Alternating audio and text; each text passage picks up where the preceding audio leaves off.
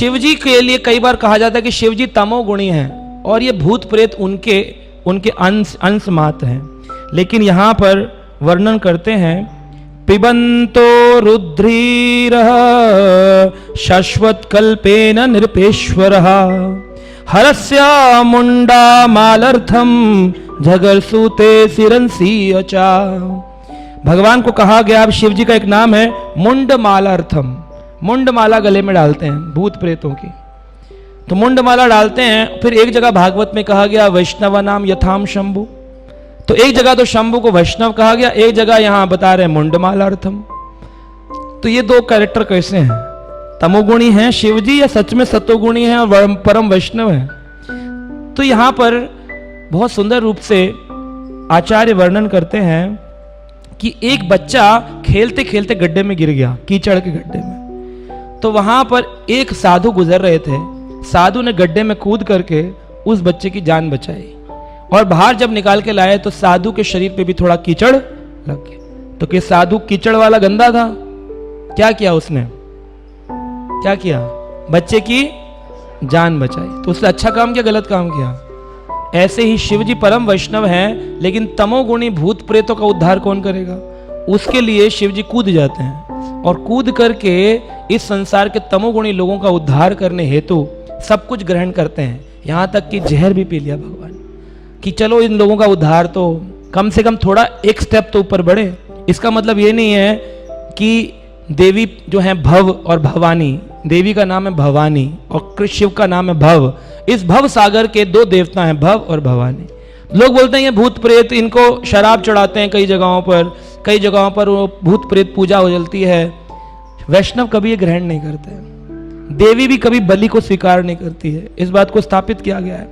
सिंहारूढ़ भद्रकाली डाकनी सतः समृतः पीबंती रुद्रम चोषणानम सत्ताहसम चकारः।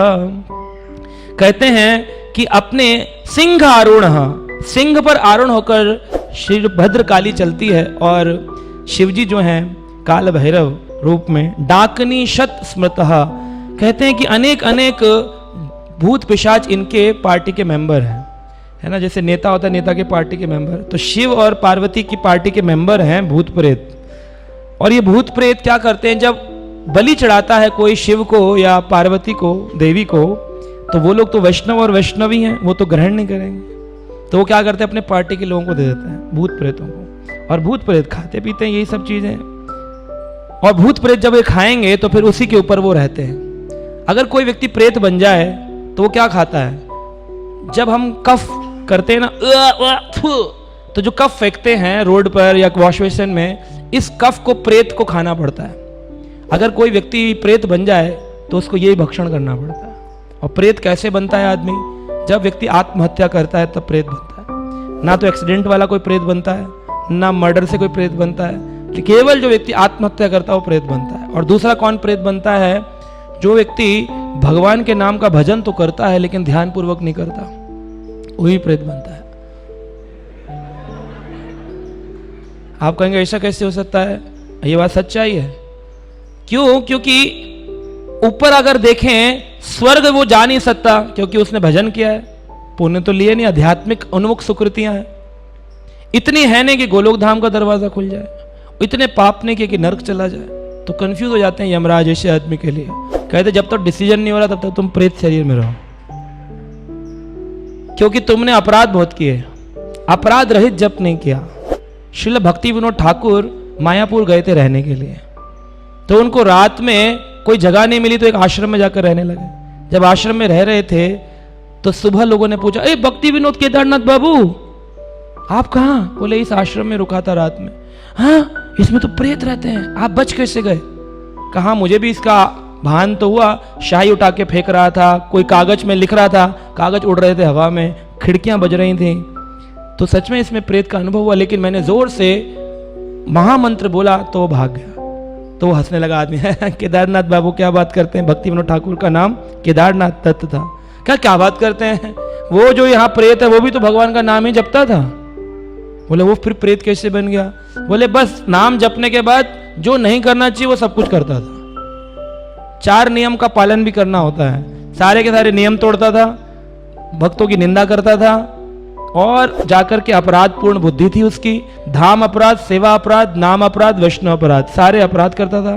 शराब नहीं पीनी चाहिए तो मदिरापान करता था, स्त्री संग करता था, मांस खाता था, लेकिन हरे कृष्ण ये सोचे कोई मैं सब कुछ करूंगा, हरि नाम मेरी शुद्ध कर देगा, शुद्ध करेगा आपको प्रेत बना करके। तो भक्ति विनोद ठाकुर ने कहा लेकिन अब वो मुक्त हो गया है क्योंकि मैंने उसको शुद्ध हरि नाम सुनाया है। हरे कृष्णा कृष्णा कृष्णा हरे हरे, हरे राम तो इस तरह से हमें ऐसा लगता है कि भद्रकाली खून पी रही है, लेकिन भद्रकाली नहीं पीती है, ना ही काल भैरव पीते हैं। कौन पीते हैं? उनके साथ जो भूत प्रेत होते हैं उनका ये भक्षण है।